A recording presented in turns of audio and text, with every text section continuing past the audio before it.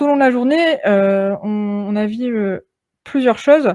Déjà, on a bien, appuyé sur le fait que les outils numériques pouvaient, répondre à des besoins, et donc être intéressants pour les collectifs d'agriculteurs, mais que c'était bien important de comprendre que c'était des outils qui étaient en complément pour optimiser et qu'ils n'étaient pas, là pour remplacer, que ce soit, l'humain, ou bien, des pratiques, qui existent déjà comme le présentiel et cetera.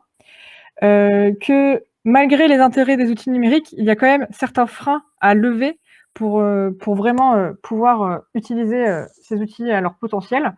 Il y a des freins techniques, il y a des freins organisationnels, mais il y a aussi des freins, humains. On en a notamment, on vient juste d'en parler, la der dans la dernière séquence. Et puis, on voit aussi que pour au-delà des freins, pour pouvoir vraiment, utiliser ces outils et donc les lever, ces freins-là, on va avoir besoin d'adapter, des méthodes, d'adapter ses pratiques d'intervention puisqu'on ne peut pas toujours faire la même chose sans les outils et avec les outils numériques. Et au-delà simplement des pratiques, d'intervention et d'animation, derrière, on doit aussi ajouter des étapes d'accompagnement. L'accompagnement, il va être vraiment déterminant dans l'utilisation et l'appropriation de ces outils par les collectifs d'agriculteurs.